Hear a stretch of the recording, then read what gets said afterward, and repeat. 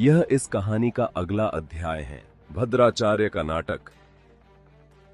लुओशा अपने विचारों में बहुत सटीक थी और उसने निवायरा के लहजे में विदाई की आहट महसूस कर ली थी।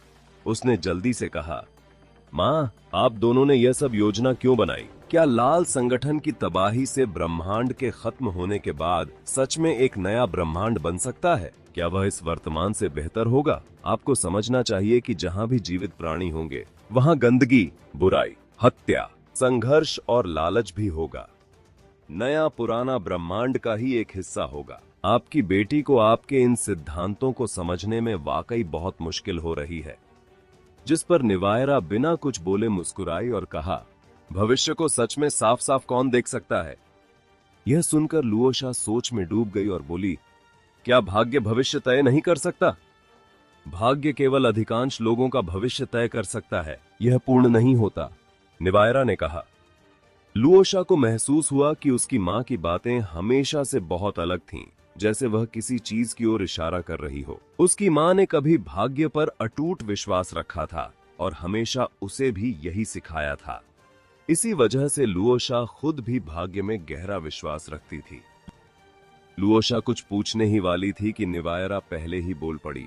उसकी आंखों में एक धुंधलापन था। अपने पिता से कहना कि मैंने कभी उन्हें नुकसान पहुंचाने के लिए कुछ नहीं किया। मुझे इस जीवन में कोई पछतावा नहीं है, बस एक मलाल है।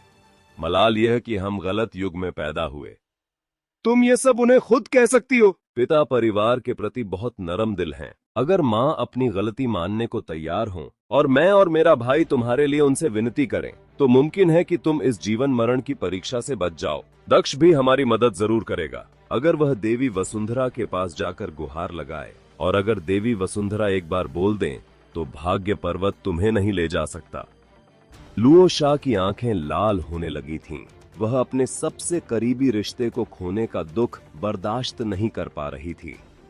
लेकिन निवायरा ने कहा, दक्ष एक ऐसा व्यक्ति है जिस पर भरोसा किया जा सकता है, लेकिन वह बहुत ही असाधारण है। अभी अभी उच्च स्तर में कदम रखने के बाद भी वह ब्रह्मांड के सबसे अनुभवी दिग्गजों से लोहा ले सकता है और उन संघर्षों में शामिल हो सकता है जो ब्रह्मांड की व्यवस्था को प्रभावित करते हैं। उसमें एक ब्रह्मांड मंडल जैस योद्धा की चमक अभी से दिखा दे रही है।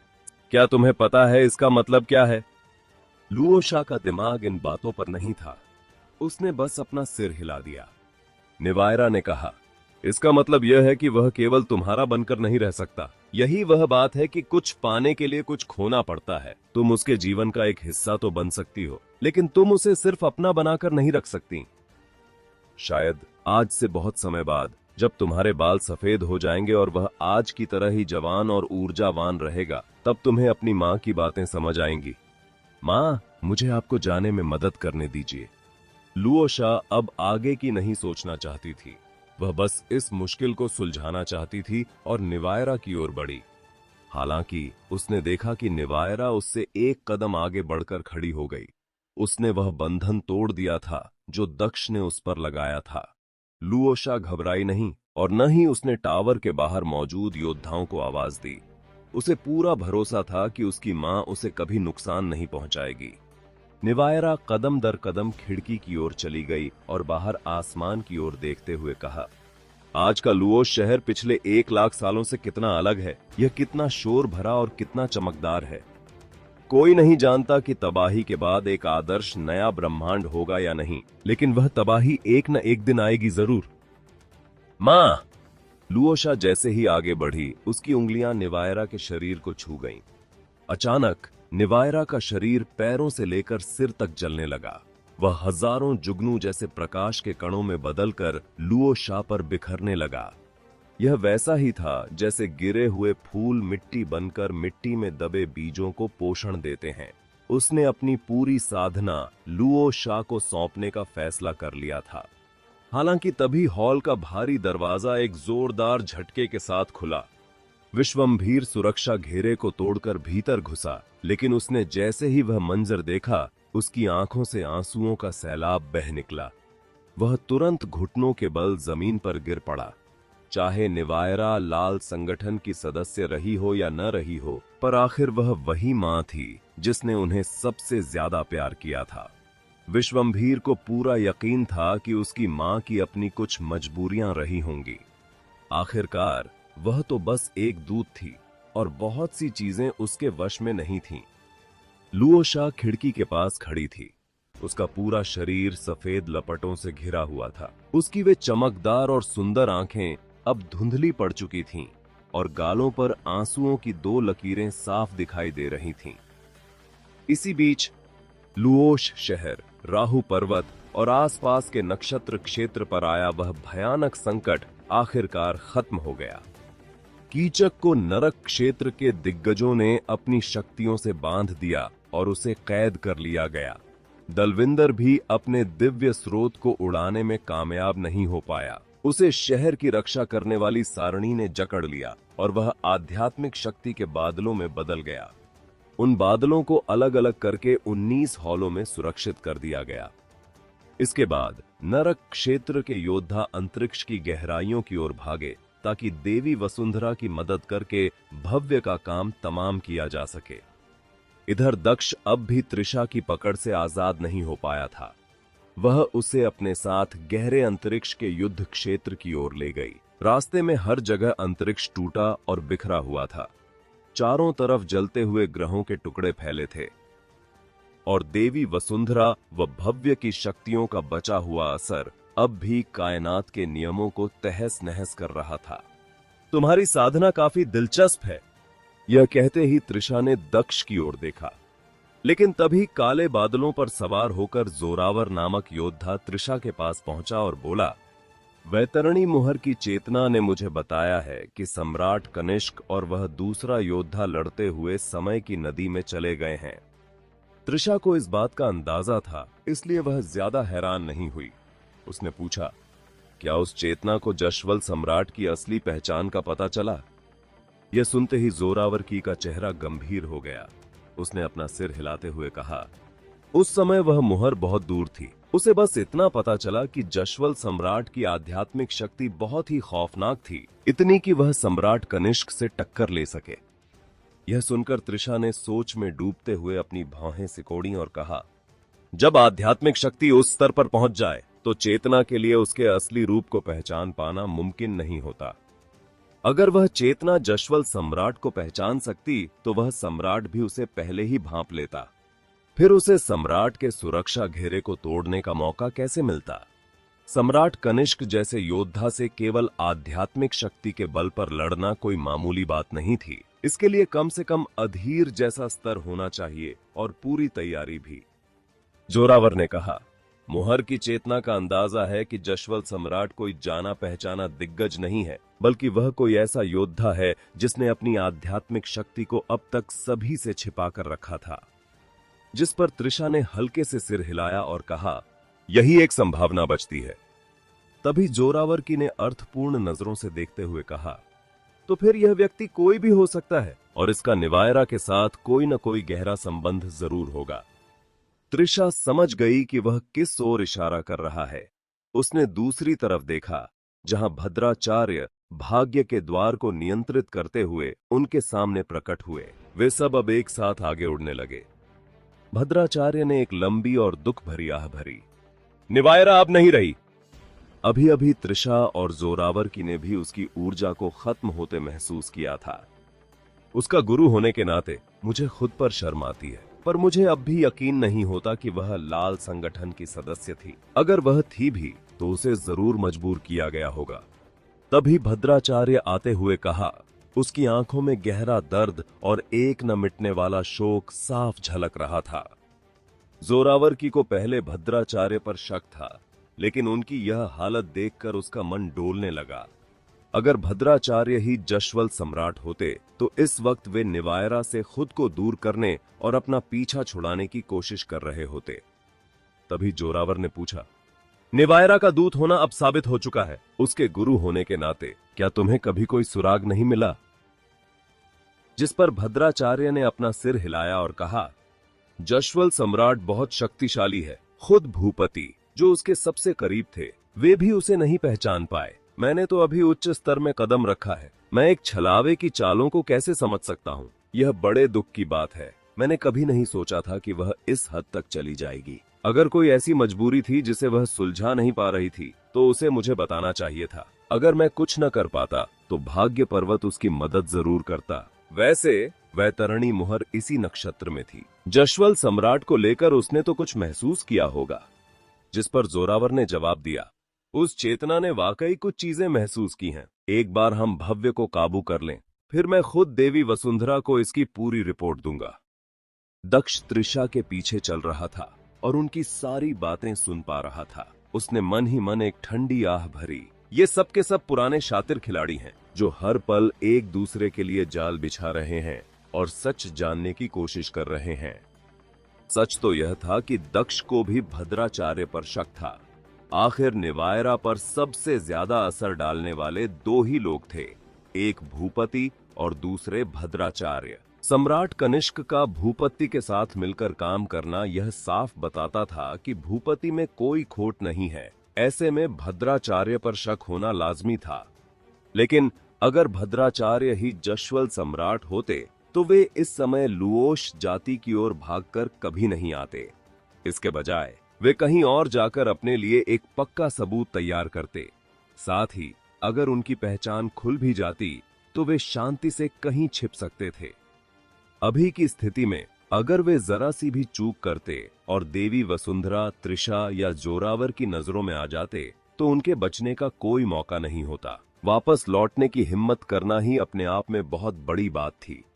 इसके अलावा भद्राचार्य निवायरा का नाम लेने से कतरा नहीं रहे थे, बल्कि वे खुलकर अपना दुख और पछतावा जाहिर कर रहे थे।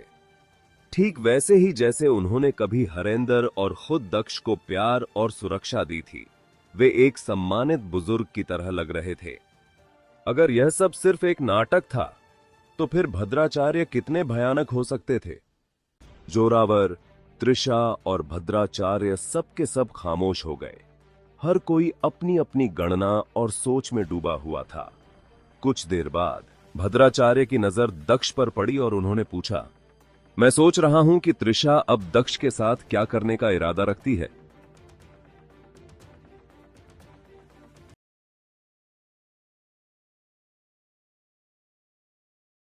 यह इस कहानी का अगला अध्याय है, मां और बेटी की बातें। त्रिशा के साथ भाग्य पर्वत जाना। दक्ष अच्छी तरह जानता था कि त्रिशा उसकी विशेष शक्तियों का इस्तेमाल करके विधवा, युगल और गुशिन को परिष्कृत करना चाहती है ताकि वह खुद अपनी शक्ति में एक लंबी छलांग लगा सके। लेकिन एक बार भाग्य पर्वत के भीतर जाने के बाद वहां से बाहर निकलना क्या इतना आसान होगा। पूरी नरक क्षेत्र जानती थी कि भाग्य की धारा का उल्टा बहना जैसी घटना का सीधा संबंध दक्ष से था। ऊपर से अब उसकी शक्ति उच्च स्तर तक पहुंच चुकी थी। ऐसे में भाग्य पर्वत भला अपने लिए खड़े हो रहे इतने बड़े खतरे को खत्म किए बिना कैसे छोड़ता। दक्ष हाथ पर हाथ धरे बैठकर अपनी मौत का इंतजार नहीं करना चाहता था। उसने चुपके से अपने शरीर के भीतर दिव्य शक्ति को घुमाना शुरू किया ताकि वह उसकी रक्त रेखा में पहुंच सके। लेकिन जैसे ही उसकी ऊर्जा त्रिशा की शक्तियों की लहर से टकराई, वह तिनके की तरह बिखर गई। उसके शरीर से होती हुई एक असहनीय टीस सीधे उसकी शरीर में उतर गई। दक्ष ने अपने दांत भींचे और उस दर्द को सहा। उसने एक बार फिर पूरी ताकत लगाई। इस बार उसने आखिरकार उस लहर को हिलाकर रख दिया। इधर त्रिशा के अचानक प्रकट होने से कीचक भारी असमंजस में पड़ गया था। उसका दिमाग काम करना बंद कर चुका था। इस वक्त वैतरणी मुहर अब भी उसके डोमेन के भीतर तबाही मचा रही थी। अगर वह अपना घेरा हटाता तो मुहर सीधे उस पर गिरती, और अगर वह इसी तरह मुहर से लड़ता रहता तो उसे त्रिशा के बिजली जैसे तेज हमले को झेलना पड़ता। अगर यह पुराना वक्त होता तो भले ही कीचक त्रिशा का मुकाबला न कर पाता, लेकिन कम से कम 30% चांस था कि वह अपनी आधी शक्ति बचाकर भाग निकलता। लेकिन अब नरक क्षेत्र के ताकतवर योद्धा हर दिशा से उसे घेरने के लिए दौड़े चले आ रहे थे। त्रिशा ने कीचक की घबराहट को ताड़ लिया था। अपने नकाब के पीछे से उसकी आंखें किसी ठंडे सितारे की तरह चमक रही थीं। उसने कहा, मुझ मृत्यु की देवी के पास तुम्हें तड़पा तड़पा कर मारने के कम से कम 10 तरीके हैं, लेकिन अगर तुम लाल संगठन के सारे राज उगल दो तो मैं तुम्हें जीने का एक रास्ता दे सकती हूँ। त्रिशा, तुम्हें तो मृत्यु की देवी के नाम से जानती है, तुम भला किसे जीने का रास्ता दोगी? कीचक जोर से हंसा। रही बात लाल संगठन के राज की, तो शायद जशवल सम्राट को भी उनके बारे में पूरी जानकारी नहीं होगी। अपनी बात खत्म करते ही कीचक ने अपना घेरा छोड़ दिया और पागलों की तरह त्रिशा की ओर लपका। वह एक रूहानी रोशनी की तरह उसकी तरफ बढ़ा। अगर मुझे मारना है तो तुम्हें भी इसकी भारी कीमत चुकानी होगी। कीचक की खूंखार आवाज पूरे हवा में गूंज उठी। त्रिशा के पैरों के नीचे खून और धुंध का एक असीमित समंदर फैला हुआ था। उसे जैसे पहले से ही पता था कि कीचक यही रास्ता चुनेगा, इसलिए वह बिल्कुल शांत खड़ी रही। उसकी आंखों में एक अजीब सी बेरुखी और ठंडापन था। साथ मरने के अलावा कीचक के पास रास्ता ही क्या था? जब मैंने उच्च स्तर को नहीं छुआ था तब भी तुम मेरी आंखों में कुछ नहीं थे, और अब तुम अपने दिव्य स्रोत को धमाके से उड़ाना चाहते हो, पर क्या तुमने इसके लिए मेरी मर्जी पूछी? त्रिशा ने अपनी एक कोमल उंगली आगे बढ़ाई और हवा में इशारा किया। तुरंत ही हवा में लहरें उठने लगीं। तभी उसकी उंगली के पोर से 1,00,000 ली ऊंचा आयामी द्वार प्रकट हुआ। उसे निकलने वाली किरणें सीधे कीचक पर गिरीं और उसकी शक्ति व साधना को तेजी से कुचलने लगीं। भले ही वह कितना भी ताकतवर क्यों ना हो, लेकिन इतने करीब से खुद को विस्फोट से उड़ाना भी उसके लिए नामुमकिन सा हो गया। कीचक की आध्यात्मिक शक्ति का संकल्प त्रिशा की इच्छा शक्ति के नीचे दब गया।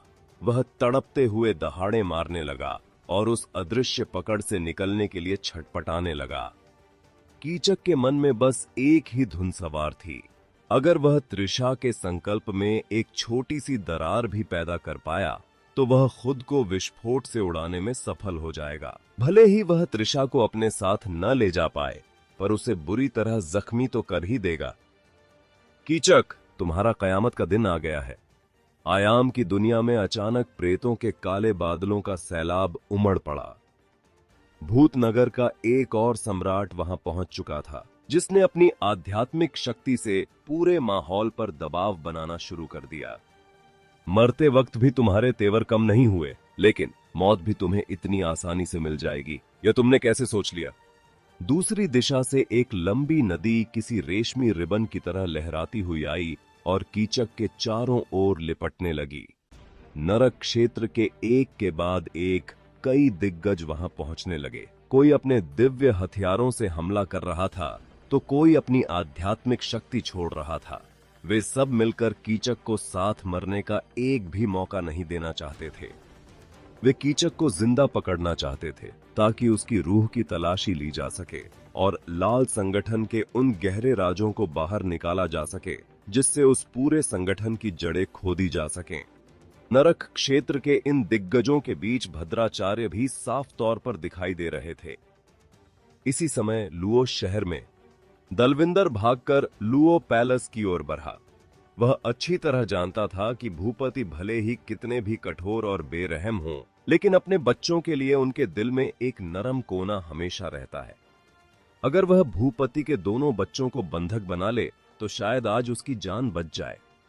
भूपति ने इस वक्त पूरे शहर की ताकत को अपने भीतर समेट लिया था, जिससे उनकी लड़ने की शक्ति अपने चरम पर थी। ऊपर से उन्हें शहर की रक्षा करने वाली सारणी की मदद भी मिल रही थी।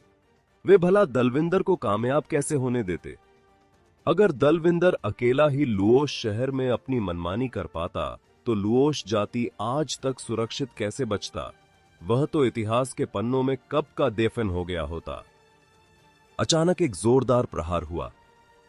दलविंदर को बीच रास्ते में ही रोक लिया गया और लुओ मुहर की जबरदस्त चोट ने उसके शरीर का आधा हिस्सा चकनाचूर कर दिया। भूपति, क्या तुम सच में मुझे अपना दिव्य स्रोत उड़ाने पर मजबूर करोगे? क्या तुम चाहते हो कि मैं लुओस शहर के सभी योद्धाओं के साथ खुद को खत्म कर लूं? दलविंदर का चेहरा गुस्से और दर्द से बिगड़ गया था। उसका पूरा शरीर चमकने लगा और उसके मुंह से निकलने वाले हर शब्द के साथ आध्यात्मिक शक्ति का एक तूफान उठ रहा था। लेकिन यह तूफान शहर की रक्षा करने वाली सारणी से टकराकर वहीं रुक गए और शहर के मासूम योद्धाओं को कोई नुकसान नहीं पहुंचा पाए।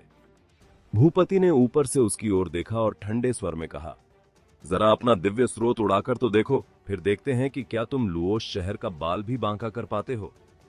भूपति और दलविंदर के बीच 100 ली की दूरी थी। उन्होंने एक बार फिर अपनी लुओ मुहर से प्रहार किया। शहर की रक्षा करने वाली सारणी किसी जाल की तरह तेजी से सिकुड़ने लगी और दलविंदर को चारों ओर से घेरने लगी। आसमान में मौजूद आत्मकीय तारा जो उस सारणी का हिस्सा थे, वे भी नीचे की ओर दबाव बनाने लगे। वहां का अंतरिक्ष इतना स्थिर और भारी हो गया जैसे वह पिघले हुए लोहे में बदल गया हो। लुओ पैलेस की सारणी को इस वक्त सुमन संभाल रहे थे, जो लुओश के 8 महान योद्धाओं में से एक थे। वे सारणी टावर की 37वीं मंजिल पर खड़े थे। टावर की पहली मंजिल के हॉल में लुओश जाति के कई भगवान योद्धा जमा थे। निवायरा हॉल की दाईं ओर सबसे आगे बैठी थीं। उनकी शक्ति और आध्यात्मिक शक्ति को दक्ष ने पहले ही सील कर दिया था। साथ ही प्रव्य और नायक ने अपनी शक्तियों से उन्हें जंजीरों की तरह बांध रखा था। निवायरा देवी की ऐसी हालत होने के बाद भी कोई उनके प्रति अनादर नहीं दिखा रहा था। हॉल में एकदम सन्नाटा था। विश्वम्भीर और लुओ शाह को छोड़कर सबका ध्यान हॉल के बाहर चल रही भूपति और दलविंदर की लड़ाई पर टिका था। जीवनेश और बाकी भगवान योद्धाओं से मजे में बात कर रहे थे। अब दलविंदर की हार तो पक्की है, बस देखना यह है कि क्या महाराज उसे खुद को धमाके से उड़ाने से रोक पाते हैं या नहीं। तभी एक और भगवान योद्धा बोला, अगर उसने खुद को उड़ा भी लिया तो क्या? शहर का सुरक्षा कवच पूरी तरह सक्रिय है और दलविंदर अभी उस स्तर पर नहीं पहुंचा है जहां उसका विस्फोट शहर को तबाह कर सके। वह तबाही हमारे नियंत्रण में होगी। जीवनेश, आप निश्चिंत रहें। लुओ मुहर न केवल इस शहर की ऊर्जा को समेट सकती है, बल्कि इसके प्रभाव को भी नियंत्रित करती है। यह बेमिसाल प्रभाव दलविंदर के आध्यात्मिक शक्ति के संकल्प को कुचलने के लिए काफी है। लेकिन इस बार हार जीत से इतर नुकसान दोनों तरफ हुआ है। लुओश जाति ने बहुत भारी कीमत चुकाई है। हॉल में मौजूद सभी भगवान योद्धाओं ने राहत की सांस ली। उन्हें अब यकीन हो गया था कि नरक क्षेत्र के अलग अलग हिस्सों से दिग्गज योद्धा यहां पहुंच चुके हैं और लुओश शहर आखिरकार अपने इतिहास के सबसे भयानक संकट से उबर गया है। उस पल को याद करके अब भी उनके मन में एक सिहरन दौड़ जाती थी। वह वाकई बहुत खौफनाक मंजर था। अगर सम्राट भूपति जीवित न बचते, अगर दक्ष अपनी जान की बाजी लगाकर न लड़ता, अगर यशपाल सम्राट ने अपना बलिदान न दिया होता और अगर देवी वसुंधरा की आध्यात्मिक शरीर समय पर न लौटती, तो क्या होता? इस शहर को बचा पाना किसी एक के बस की बात नहीं थी। यह सबके मिले जुले प्रयासों का नतीजा था। वे सोचकर भी कांप उठते थे कि अगर प्राचीन योद्धाओं ने इस पूरे शहर को अपनी शक्ति बढ़ाने के लिए खून की खुराक बना लिया होता तो क्या होता? पूरा लुओश जाति हमेशा के लिए खत्म हो जाता। वहीं निवायरा ने भद्राचार्य के प्रभाव को महसूस किया। उनके कुलीन और सुंदर चेहरे पर एक कड़वी मुस्कान उभरी और उन्होंने एक ठंडी आह भरते हुए कहा, लुओशा, तुम्हारी मां के पास एक ऐसा राज है जो वह सिर्फ तुम्हें अकेले में बताना चाहती है। जब से लुओ शाह ने अपनी मां को देखा था, उसने एक शब्द भी नहीं कहा था। उसकी आंखों में भावनाओं का सैलाब उमड़ रहा था। सभी योद्धाओं की नजरें तुरंत निवायरा पर टिक गईं। आखिरकार वे बड़े दूतों में से एक थीं, जिन्हें निश्चित रूप से नरक क्षेत्र को हिला देने वाले राज पता थे। भले ही निवायरा इस वक्त एक कैदी थीं, लेकिन उनके लहजे में वही पुराना अहंकार था। उन्होंने कहा, क्या तुम सब भी सुनना चाहते हो? क्या तुम्हें पता है कि वे राज जानना जो तुम्हारे लिए नहीं बने हैं, तुम्हारी जान ले सकते हैं? तभी यह सुनकर एक ने कहा, महारानी, अब अपनी कोशिशें बेकार न करें। अब पासा पलट चुका है और आपके पास भागने का कोई रास्ता नहीं है। यह सुनकर जीवनेश ने सबकी ओर देखा और मुस्कुराते हुए बोले, कैसा राज? कोई जल्दी नहीं है। जब सम्राट यहां पहुंच जाएंगे तब आराम से बात करेंगे। यह राज मैं सिर्फ लुओ शाह को बताना चाहती हूं, क्योंकि इसका संबंध दक्ष से है। निवायरा ने गंभीर होकर कहा। यह सुनते ही जीवनेश की मुस्कुराहट गायब हो गई। उसने कुछ सोचा और फिर लुओ शाह की ओर देखा। लुओ शाह काफी देर तक अपनी मां की आंखों में देखती रही और फिर उसने आदेश दिया, जीवनेश, तुम लोग सबको लेकर पहले बाहर जाओ। लेकिन मैं, विश्वम्भीर ने कुछ कहना चाहा। बाहर जाओ, लुओ शाह की आवाज में ऐसी कड़क थी कि विश्वम्भीर ने अपनी मां को पहले कभी इतने सख्त तेवरों में नहीं देखा था। आखिरकार वह मायूस होकर बाहर निकल गया। जैसे ही सब बाहर गए, लुओ शाह ने अपनी आस्तीन लहराई और हॉल का भारी दरवाजा बंद हो गया। तुरंत उसके शरीर से दिव्य शक्ति निकली और उसने सारणी टावर की पहली मंजिल के स्वतंत्र सुरक्षा घेरे को सक्रिय कर दिया। अब लुओ शाह ने निवायरा की ओर देखा। उसके मन में युद्ध चल रहा था। आखिरकार वह बोली, पिताजी को अभी दलविंदर को पूरी तरह मारने में थोड़ा वक्त लगेगा। मैं पूर्वजों की भूमि का रास्ता खोल रही हूं। आपके पास वहां से निकल भागने का काफी समय है। लुओ शाह ने अपनी दोनों हाथों की उंगलियों को अपनी कनपटी पर दबाया। उसके पीले पड़ चुके माथे के बीचों बीच अचानक एक दीपक प्रकट हुआ। उस दीपक की लौ के बीच एक चक्र जैसी मुहर दिखाई दी, जो धीरे धीरे घूम रही थी। लेकिन यह सुनकर भी निवायरा अपनी कुर्सी पर शांत खड़ी रहीं। उन्होंने धीरे से अपना सिर हिलाया और कहा, मैं नहीं जा सकती। मैंने उन सबको यहां से इसलिए बाहर नहीं भेजा कि मैं इस चक्र की मदद से भाग जाऊं। सच तो यह है कि मुझे वाकई तुमसे अकेले में कुछ कहना है। आप क्यों नहीं जा सकती? क्या आपको डर है कि आपके जाने के बाद पिताजी मुझे सजा देंगे, या भाग्य पर्वत वाले मुझसे सवाल जवाब करेंगे और लुओश जाति के योद्धा मुझ पर थूकेंगे? आपको लगता है कि अगर मैंने आपको जाने दिया तो मैं मारी जाऊंगी, है ना? लुओ शाह की आवाज भर्रा गई थी।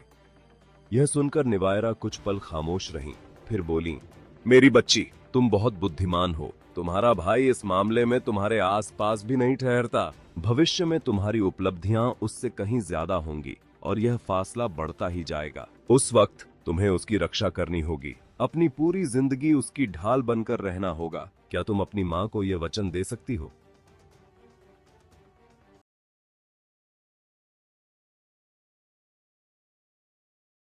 यह इस कहानी का अगला अध्याय है। मेरी छोटी बहन, आज भाग्य पर्वत के पंचतत्व क्षेत्र में, तथाकथित पंचतत्व क्षेत्र एक ऐसी छोटी दुनिया है जहां वास्तविकता, शून्यता, भूत, वर्तमान और भविष्य, ये पांचों रूप एक साथ मौजूद हैं। 1000 साल पहले दक्ष को प्रभास ने यहां कैद किया था और उसने यहां 1000 सालों तक साधना की थी। यहां से बाहर निकलने के लिए उसे वान्या को हराना पड़ा था। उसने कभी नहीं सोचा था कि इतने सालों के उतार चढ़ाव के बाद त्रिशा के कहने पर उसे फिर से यहां आना पड़ेगा। भाग्य पर्वत के 12 विभागों में से एक दार्शनिक विभाग की यहीं स्थित है। इसके प्रभाव के कारण यहां समय के नियम बहुत गहरे हैं और समय की नदी साक्षात रूप ले चुकी है। इस नदी का किनारा बहुत चौड़ा है, जो धुंधली आभा के साथ बहती है। यह वाकई एक शानदार नजारा है। यहां आने का मकसद जाहिर है, दिव्य गोलियों को तेजी से परिष्कृत करना है। यहाँ की समय सारणी बहुत काम आ सकती है। हालांकि एक साधक की साधना जितनी ऊंची होगी, उसे समय सारणी के लिए उतनी ही ज्यादा शक्ति की जरूरत होगी। भाग्य पर्वत की प्राचीन विरासत के बावजूद यहाँ केवल 2 ऐसी समय सारणियां हैं जो भगवान योद्धाओं की साधना का भार सह सकती हैं। एक उच्च स्तरीय योद्धा की साधना के लिए समय सारणी की आवश्यकताएं 10 गुना या 100 गुना तक बढ़ जाती हैं। इसके लिए समय प्रकार के दिव्य हथियारों या किसी समय पर महारत हस्ती की जरूरत होती है। अध्या की आत्मा जब उच्च स्तर तक पहुंची, तब धूप घड़ी मुश्किल से साधना का सहारा बन पाई थी। आज के ब्रह्मांड में केवल स्वर्ग क्षेत्र ही ऐसा है जो माध्यम स्तर से ऊपर के योद्धाओं की साधना का भार उठा सकता है। सालों से भाग्य पर्वत के योद्धाओं ने समय के रहस्यों को इकट्ठा किया है और अब दार्शनिक विभाग को इतना मजबूत बनाने की योजना है कि वह उनका मुकाबला कर सके। दक्ष चाहता तो अपनी शाश्वत साधना के बल पर खुद की समय सारणी बना सकता था, लेकिन उसे चलाने के लिए उसे खुद ही शक्ति लगानी पड़ती। साधना के साथ साथ सारणी को नियंत्रित करना मुश्किल था। इसलिए दक्ष ने अपनी बची हुई शक्ति से साधना करने और साथ ही त्रिशा के लिए गोलियां बनाने का फैसला किया। उसकी वर्तमान शक्ति के साथ यहां समय का अनुपात केवल 20 और 1 का ही रह गया था। पलक झपकते ही उसे यहां 3 साल बीत गए। हुश! एक सफेद रोशनी पंच तत्व क्षेत्र में उतरी और वान्या के रूप में बदल गई। वह अब काफी बड़ी हो चुकी थी, लगभग 15-16 साल की। उसने नीले और सफेद रंग की एक सादी पोशाक पहनी हुई थी। हालांकि वह दिखने में एक सुंदर किशोरी थी, लेकिन उसकी आंखें त्रिशा की तरह ही बर्फ जैसी ठंडी थीं। वान्या महल के बाहर पहुंची। उसने सुरक्षा घेरे को महसूस किया और फिर अपने लाल होंठ खोलकर हैरानी भरे किंतु ठंडे स्वर में बोली, योद्धा दक्ष, मैं देवी त्रिशा के आदेश पर गोलियां लेने आई हूं। भीतर आ जाओ। तभी घेरा और महल का दरवाजा एक के बाद एक खुल गए। वान्या ने महल के भीतर कदम रखा तो देखा कि चारों तरफ सफेद दिव्य रोशनी का सैलाब उमड़ रहा था, जैसे पूरा हॉल घनी धुंध की चादर में लिपटा हो। एक विशाल कड़ाही के नीचे दक्ष ने एक छोटा चूल्हा बना रखा था और वह स्वादिष्ट भोजन पका रहा था, जिसकी खुशबू भूख बढ़ाने वाली थी। उस बर्तन में किसी दिव्य जानवर का मांस उबल रहा था और बुलबुलों की आवाज आ रही थी। दक्ष हाथ में एक कटोरा लिए सूप पी रहा था। उसे देखते ही दक्ष ने पूछा, भाग्य पर्वत कब लौटी? क्या साथ में मेरे लिए तोहफे लाई हो? वान्या पहले तो हैरानी से ठिठक गई, फिर उसने अपना सिर हिलाया और भौहें सिकोड़ते हुए बोली, देवी ने तुम्हारे लिए यहाँ गोलियां बनाने का इंतजाम किया था ताकि काम जल्दी हो सके, यहाँ मौज मस्ती करने के लिए नहीं। सूप लोगी? दक्ष ने धीरे से इशारा किया और मांस की कड़ाही के पास एक छोटा स्टूल प्रकट हो गया। उसने उसे बैठने का संकेत दिया। नहीं, वान्या ने सख्ती से कहा, यह पूरे ब्रह्मांड का सबसे बेहतर सूप है। क्या वाकई तुम्हें यह नहीं चखना? मैंने इसमें कई कीमती जद्दी बूटियां डाली हैं। यह बहुत सेहतमंद है। दक्ष ने मुस्कुराते हुए कहा, क्या यह भव्य का दिव्य स्रोत है? वान्या ने अचरज से कड़ाही में झांका। दक्ष ने सीधे एक कटोरा उसकी ओर बढ़ा दिया और साथ ही चम्मच भी पकड़ा दी।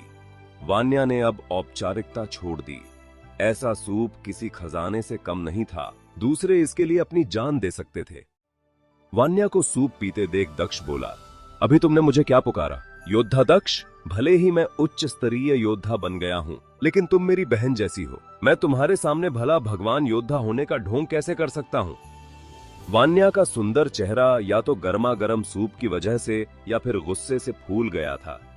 दक्ष ने अपनी हथेली उठाई और कड़ाही के मुंह पर लगा बंधन तोड़ दिया। तुरंत उसमें से 5 रंगों वाली रोशनी निकली और दिव्य गोलियों की खुशबू फैल गई। गोलियां एक एक करके बाहर उड़ने लगीं, जिन्हें वान्या ने एक पात्र में इकट्ठा कर लिया। दक्ष की बढ़ती हुई शक्ति और उसके कारनामों की खबरें पूरे ब्रह्मांड में फैल चुकी थीं। वान्या अपनी दूरी बनाए रखना जानती थी। जब वे एक जैसे स्तर पर थे, तब वह उसे पलटकर जवाब दे देती थी या लड़ भी लेती थी, लेकिन अब उनकी शक्ति में जमीन आसमान का अंतर था। वान्या ने कसकर उस पात्र को पकड़ा और कहा, तुम अब पूरे ब्रह्मांड में मशहूर हो चुके हो, फिर भी बच्चों जैसी हरकतें क्यों नहीं छोड़ते? फिर उसने थोड़े दुख के साथ जोड़ा, तुम्हारी इतनी पत्नियां और प्रेमिकाएं हैं, फिर भी तुम मुझे क्यों छेड़ते रहते हो? क्या तुम्हें वाकई एक छोटी बहन की इतनी कमी खलती है? दक्ष उसे एकटक देखने लगा। अचानक उसके मन में विशाखा की धुंधली सी छवि उभरी। उसने उसे पकड़ने की कोशिश की तो वह साफ हो गई। दक्ष की नजरों से वान्या असहज हो गई और फुसफुसाकर बोली, क्या देख रहे हो? अफसोस, समय किसी के लिए नहीं रुकता। खुद के बच्चे तो पैदा किए जा सकते हैं, लेकिन छोटी बहन, अब भला मैं अपने माता पिता से यह मांग तो नहीं कर सकता। वे अब शायद इस मूड में भी ना हो।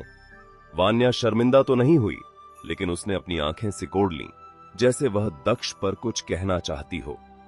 दक्ष ने फिर गंभीर होकर कहा, युगल, गुशिन और बाकी सबको परिष्कृत किया जा चुका है। त्रिशा अब तो खुश होगी ना? उससे जाकर पूछो कि मैं यहां से कब जा सकता हूं। जब तक कीचक पूरी तरह भस्म नहीं हो जाता, तुम यहां से नहीं जा सकते। वान्या ने जवाब दिया, तो फिर उसे भस्म होने में और कितना समय लगेगा? जिस पर वान्या ने कहा, उसे अभी कुछ और समय के लिए घिसना होगा ताकि वह और भी कमजोर हो जाए। दक्ष ने कहा, मैं पंचतत्व क्षेत्र छोड़कर अराजक कारागार में अपने पिता से मिलना चाहता हूं। यह सुनते ही वान्या ने कुछ देर सोचा और फिर कहा, महायोद्धा प्रभास अब भी भाग्य पर्वत पर नहीं है। अभी अराजक कारागार की देखरेख प्रव्य कर रही है। प्रव्य के साथ तुम्हारे रिश्तों को देखते हुए चाचा से मिलना मिलना तुम्हारे लिए मुश्किल नहीं होना चाहिए। तुम अभी क्या कहने वाली थी? क्या तुम हमारे पिता कहने वाली थी? दक्ष ने शरारत से पूछा। वान्या के मन में अब इस विश्व प्रसिद्ध युवा के प्रति वह पुराना डर नहीं रहा था। उसने उसे आंखें दिखाईं और महल से बाहर निकलते हुए बोली, मैं इसका इंतजाम करूंगी, लेकिन देवी त्रिशा के आदेश के बिना तुम यहां से बाहर जाने की बात भूल जाओ। वह सप्तम मंडल के योद्धाओं का बहुत सम्मान करती थी, लेकिन केवल दक्ष ही था जो उसका धैर्य खो देता था। यह आदमी चाहे जानबूझकर या अनजाने में उसे अपनेपन का एहसास कराता था। अगली बार आओ तो कुछ तोहफे लाना मत भूलना, दक्ष ने पीछे से आवाज लगाई। महल का दरवाजा फिर से बंद हो गया। दक्ष ने अपना भोजन जारी रखा, क्योंकि यह एक दिव्य जानवर का मांस था। हर टुकड़ा किसी जद्दी बूटी जैसा था, जो उसकी रक्त आभा को तेजी से बढ़ा रहा था और उसके शरीर को मजबूत कर रहा था। अपने भीतर दिव्य गोलियों को परिष्कृत करने के बाद दक्ष पहले ही साधना के अगले स्तर पर पहुंच चुका था। यह कहना होगा कि भले ही त्रिशा बर्फ जैसी ठंडी, बेरुखी और बहुत ताकतवर थी, लेकिन उसने दक्ष की किसी भी चीज पर कब्जा नहीं किया था। यहां तक कि भव्य के शरीर के हिस्से और उसके टूटे हुए कवच को भी उसने हाथ नहीं लगाया। यह उसका अंदाज नहीं था। इससे दक्ष को उसका एक और पहलू दिखाई दिया। ऊपर से वह उसे एक औजार की तरह समझती थी, लेकिन अपने कामों में वह उसका सम्मान करती थी और उसे गरिमा बनाए रखने का मौका देती थी।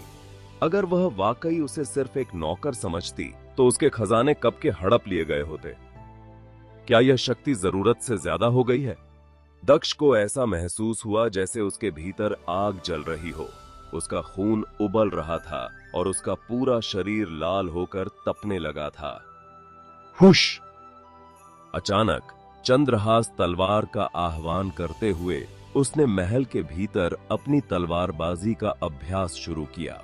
इसी बीच वान्या ने भी अपना वादा निभाया और वह अराजक कारागार गई और प्रव्य के साथ सोमगुप्त को पंचतत्व क्षेत्र ले आई। इस मुलाकात में सूप की एक कड़ाही तो होनी ही थी। सबने जमकर भोजन किया। इस दावत के बाद प्रव्य पर दक्ष का एक और एहसान चरच गया। उनके जाने के बाद दक्ष ने वान्या को रोक लिया और दोनों ने मिलकर तलवारबाजी और साधना के मार्ग पर चर्चा की।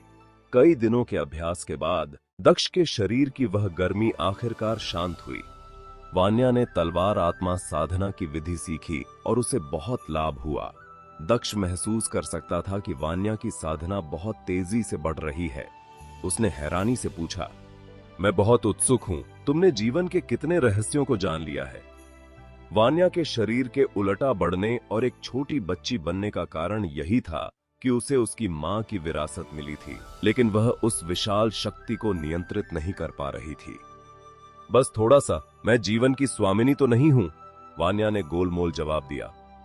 यह सुनकर दक्ष ने दुख जताते हुए कहा, तुम अब भी मुझे अपना बड़ा भाई नहीं मानती।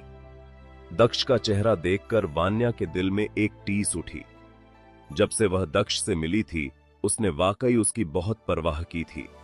उसने उसे कीमती फल, साधना की विधियां और यह सूप भी बिना किसी स्वार्थ के दिया था, लेकिन वह हमेशा उसके प्रति सतर्क रहती थी, जिससे अब उसके मन में दोष की भावना पैदा हो गई।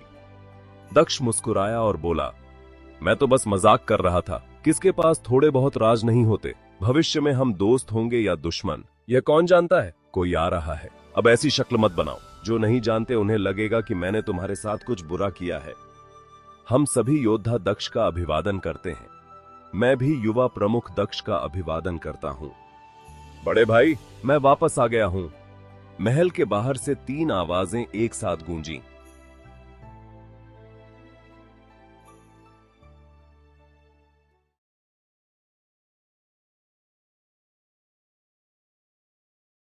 यह इस कहानी का अगला अध्याय है, एक नई आफत। महल के भीतर एक भारी सन्नाटा फैला हुआ था। हेमंत, वीरसेन और जीवनेश एक एक करके अंदर आए। सामने दक्ष शांति से बैठा था, जिसकी मौजूदगी मात्र से वहां की हवा बोझिल हो गई थी। जीवनेश समेत उन तीनों के चेहरों पर गहरा सम्मान और एक अनजाना डर साफ दिख रहा था। दक्ष से उनका रिश्ता जितना दूर का था, उनके मन में उसके लिए इज्जत और खौफ उतना ही ज्यादा था। वीरसेन ने दक्ष की ओर देखा और उसके मन में एक ठंडी सिहरन दौड़ गई। उसने सुना था कि इस शख्स ने सिर्फ एक आध्यात्मिक शरीर की मदद से गिरीश को काट दिया था। सम्राट भूपति की दिव्य मुहर की ताकत के साथ इसने कृपाल जैसे दिग्गजों को भी पीछे हटा दिया था। इसकी बढ़ती ताकत अब एक सूरज की तरह पूरे ब्रह्मांड को डरा रही थी। मानसिंह को खत्म करने के बाद दक्ष का नाम अब खून से लिखी एक महान कहानी बन चुका था। हेमंत ने आगे बढ़कर बहुत ही विनम्रता से अपना सिर झुकाया। उसकी आवाज काफी धीमी और रुकी हुई थी। नमस्ते वान्या। वान्या का चेहरा एकदम ठंडा और बर्फीला बना रहा। माध्यम स्तरीय योद्धा होने के नाते उसके आभा मंडल ने कमरे में मौजूद तीनों लोगों पर जबरदस्त दिमागी दबाव बना दिया था। उसने बिना किसी भाव के पूछा, तुम लोग यहाँ किस काम से आए हो? वीरसेन ने तुरंत झुककर जवाब दिया। उसके माथे पर तनाव साफ था। मैं सम्राट भूपति के आदेश पर आया हूँ। लुओश जाति पर आए इस संकट ने न केवल दिव्य शहर को बल्कि आसपास के कई संसारों को भी बर्बाद कर दिया है। युद्ध की तबाही के बाद अब उन ग्रहों के जीवन और नियमों को ठीक करने के लिए आपकी दिव्य शक्ति की बहुत जरूरत है।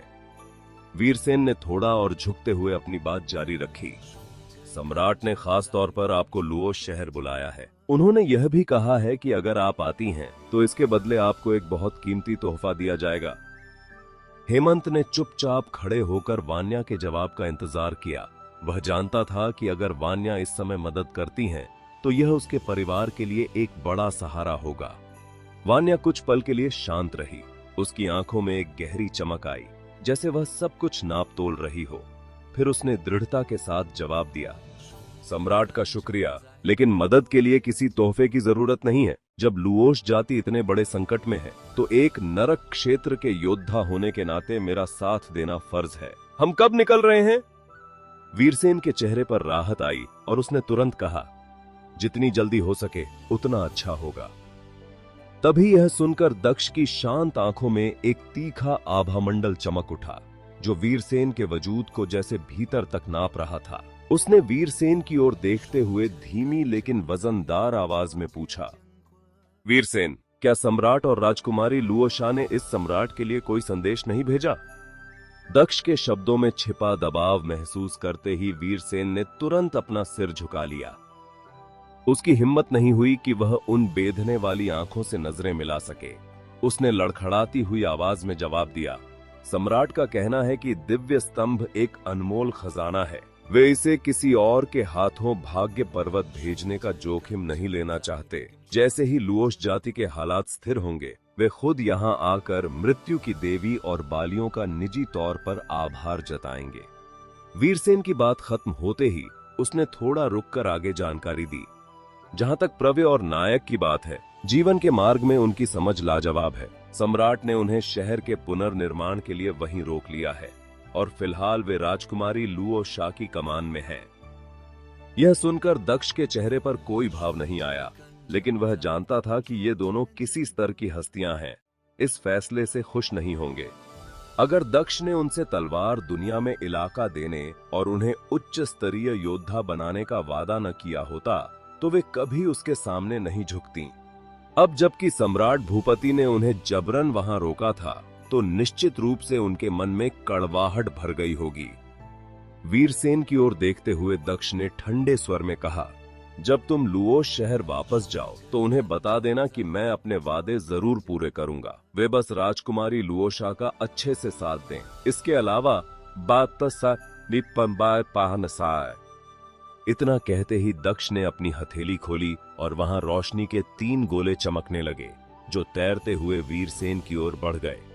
दक्ष की आवाज अब और भी दृढ़ हो गई, यह तुम्हारी और तुम्हारे साथियों की आधी आत्मा है। मैं इन्हें आज तुम्हें वापस लौटा रहा हूँ। याद रखना, अब से लुओश जाति में जो कुछ भी होगा वो राजकुमारी लुओशा के आदेश पर होगा। इसे अपना प्रायश्चित समझो। अपनी आत्मा के हिस्सों को वापस पाकर वीरसेन की आंखें चमक उठीं और वह जोश से भर गया। उसने तुरंत घुटनों के बल बैठकर अपना हाथ सीने पर रखा और भावुक होकर कहा, सम्राट न केवल मेरी पुरानी गलतियों को भुला रहे हैं बल्कि मुझ पर इतना भरोसा भी कर रहे हैं, तो अब यह योद्धा आपकी सेवा में अपनी जान की बाजी लगाने से भी पीछे नहीं हटेगा। वीरसेन के इस समर्पण को देखकर दक्ष ने अपनी नजरें वान्या की ओर घुमाई। उसने अपने होंठ हिलाए और आवाज को सीधे वान्या के मन तक पहुंचाया ताकि बाहर खड़े लोग कुछ सुन न सकें। जब तुम वहां जाओ तो मौका मिलते ही राहु पर्वत जाना, वहां देवी वसुंधरा से मिलना और मेरे लिए एक जानकारी पता करना। दक्ष की इस रहस्यमयी बात पर वान्या ने हैरानी से पूछा, कैसी जानकारी? जिस पर दक्ष ने गंभीरता से कहा, यह ब्रह्म फूल के बारे में है। देवी वसुंधरा समझ जाएंगी कि मेरा क्या मतलब है। ब्रह्म फूल का नाम सुनते ही वान्या पूरी तरह दंग रह गई। क्या उस पौराणिक दिव्य औषधि का सच में कोई वजूद था? दक्ष का उसे यह राज बताना साबित करता था कि उसे वान्या पर कितना अटूट भरोसा था। उसने दृढ़ता से कहा, शायद देवी वसुंधरा से मिलना आसान न हो, लेकिन मैं अपनी पूरी कोशिश करूंगी। उसी दिन वान्या, हेमंत और वीरसेन महल से रवाना होकर लुओश नक्षत्र मंडल की ओर निकल पड़े।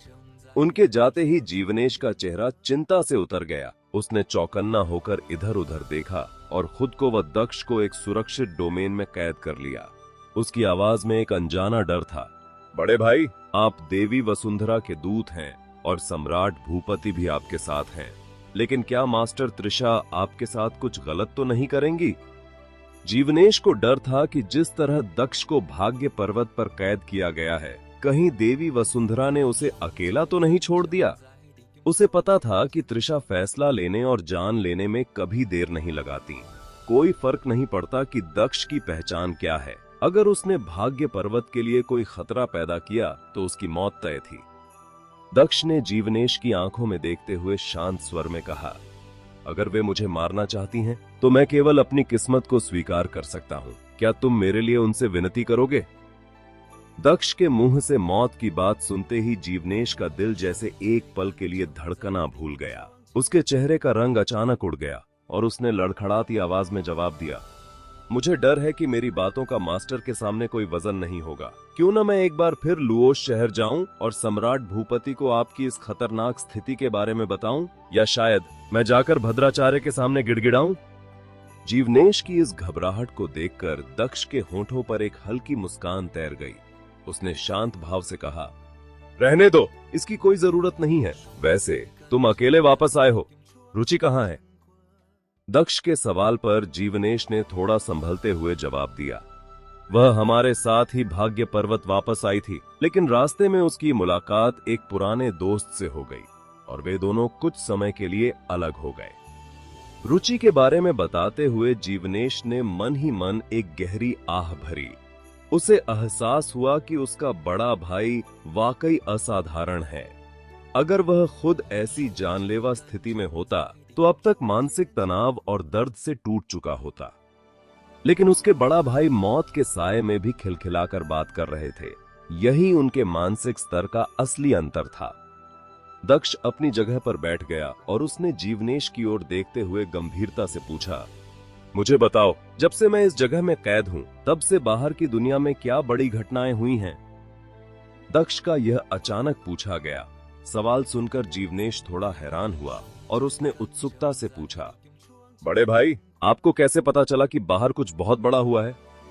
जीवनेश की मासूमियत पर दक्ष ने गहरी नजरों से उसे देखा और समझाते हुए कहा, दलविंदर, सम्राट कनिष्क, भव्य, युगल और गुशन, इनमें से कौन साधारण है? कुछ लाल संगठन के उच्च हस्तियां हैं, कुछ वज्र काबिले के योद्धा हैं, तो कुछ प्राचीन योद्धा हैं। मरने से पहले अगर वे अपनी यादों का कुछ हिस्सा खुद ही मिटा भी दें, तब भी उनकी आत्माओं की तलाशी लेने पर कुछ न कुछ राज तो सामने आ ही जाते हैं। ऊपर से विवान का निर्वासन और देवी वसुंधरा का उदय। अगर इसके बाद भी ब्रह्मांड शांत रहे तो यह वाकई अजीब होगा। जैसे ही त्रिशा या जीवन मौत जैसे भारी विषयों से चर्चा हटकर राजनीति पर आई, जीवनेश तुरंत उत्साह से भर गया। उसने जोश के साथ बताना शुरू किया, इन दिनों वाकई एक के बाद एक बड़ी घटनाएं हुई हैं। सबसे पहले तो लाल संगठन के मुख्य ठिकाने को लेकर खबर आई है। दक्ष ने बिना कुछ कहे जीवनेश को बोलने का मौका दिया।